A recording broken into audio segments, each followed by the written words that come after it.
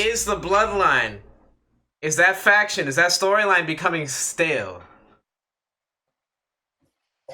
Ooh, the wording, everyone's going to love that. No, that question, to me, Kevin, when I watched The Bloodline with Roman Reigns sitting at home on his couch in Pensacola, Florida, with his 5 children and belts laid on his couch, it is not the same. And this is one of the things with, I mean, when it comes to Roman and I guess the landscape of WWE that they've opted for with Roman winning at WrestleMania, this is what they got themselves into. Obviously, as we've discussed, Roman Reigns will not be there every single week, and nor should he, might I say.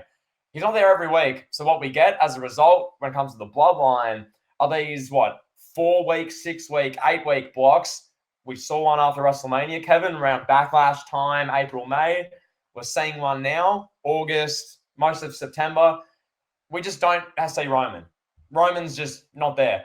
And Kevin, I guess when he comes back, I don't know when Roman returns, even though he has both championships, it's going to be great. I'm sure the segments will be good cinema segments. I'm sure they'll give us some good content we can analyze, discuss. That's great. But on this question, is the Bloodline stale? I'm personally at the point, or with what they're doing now at least, when Roman isn't involved, to me it is stale. Stale is a strong word. I'll use it just in the sense that when Roman's there, it's like, oh my God. But when Roman's not there, Kevin, you watched SmackDown tonight. I'm going to pass this to you. Tell us what happened tonight. What was this? This was the Friday, September 8th episode. So we're looking at about a month after SummerSlam.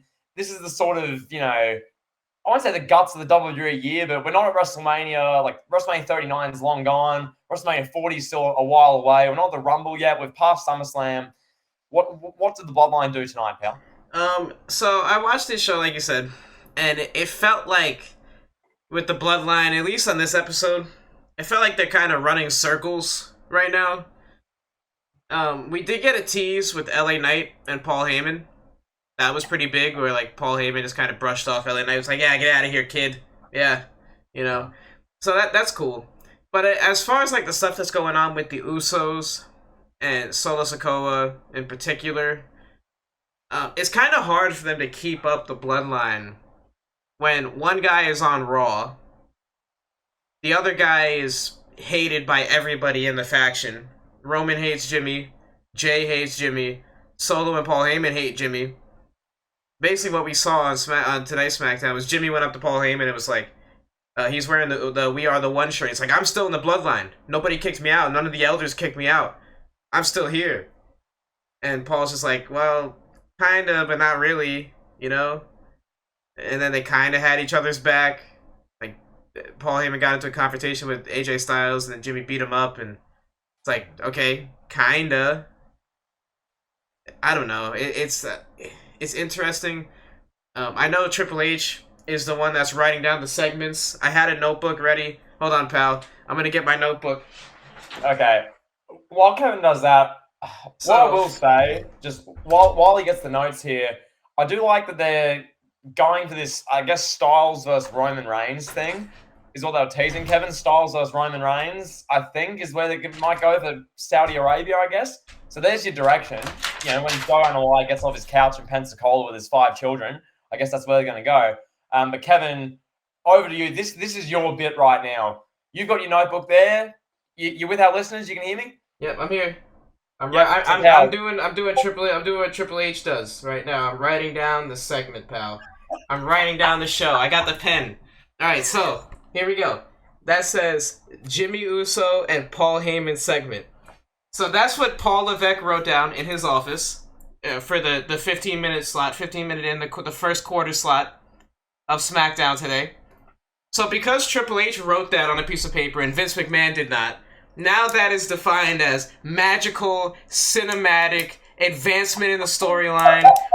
This is the best storyline in wrestling history. All because Paul Levesque took a pen and a piece of paper and said, Paul Heyman segment. I'm going to do it again.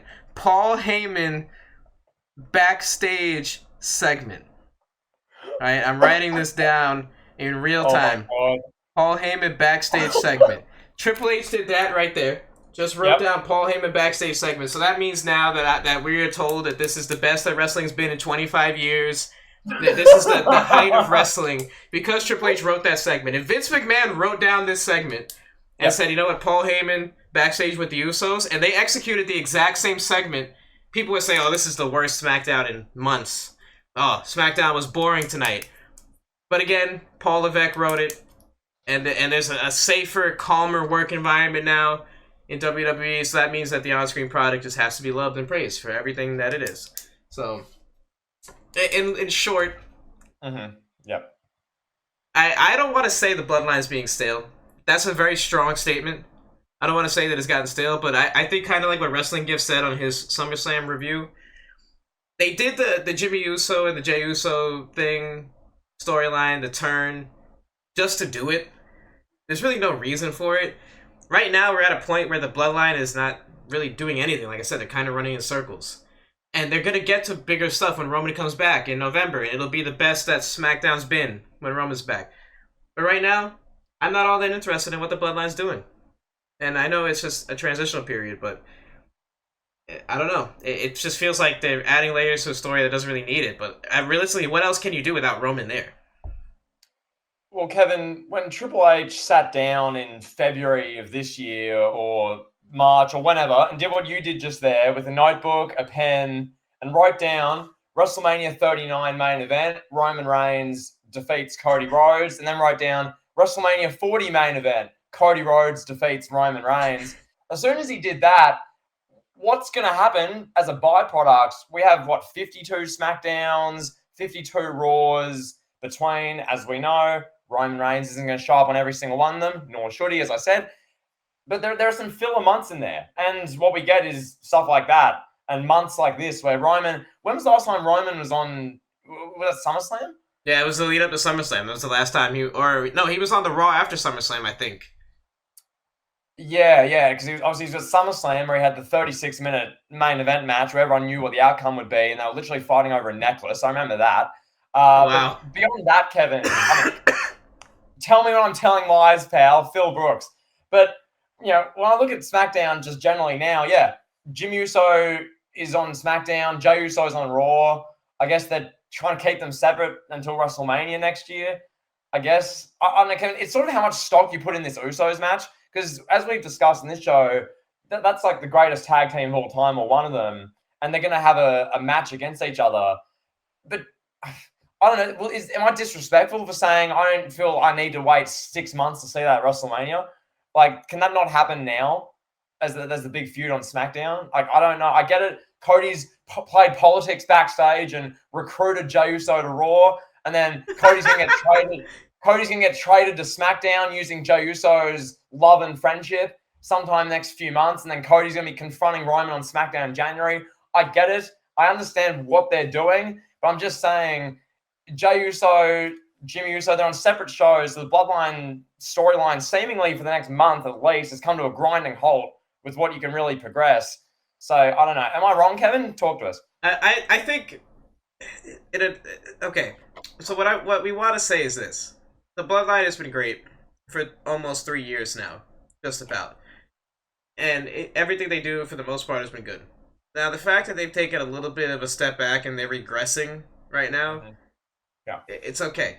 Every faction has their moment. Now, will this hit NWO like 98 levels of bad, where you got like Virgil joining the NWO? Where WWE, they pluck like JD Donahue, your boy, and he's a member of the Bloodline for no reason. Like, will it get to that point?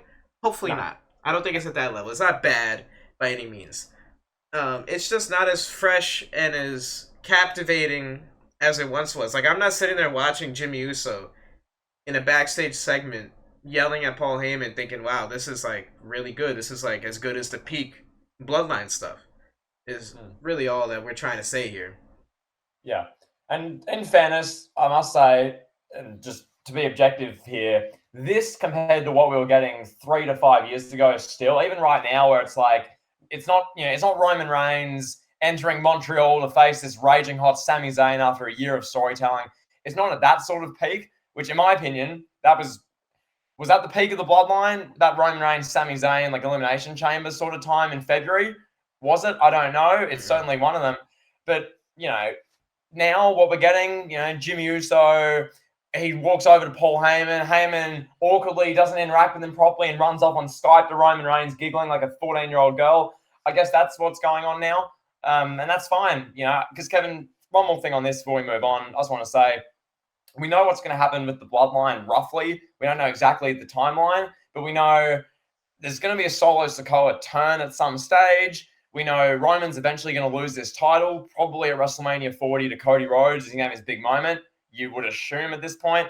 And then from there, maybe another Samoan or two will join the fray, and we'll get Jay versus Jimmy Uso at a big show. That's sort of like the roadmap generally. But where we get to that, Kevin, is what you say with your little notebook. Paul Levesque going, SmackDown for September 22nd. What do we do? Paul Heyman, Solo Sikoa, Jimmy Uso, interview. There we go, cinema. So, there you have That's it, pal. All right, so now the next question, the big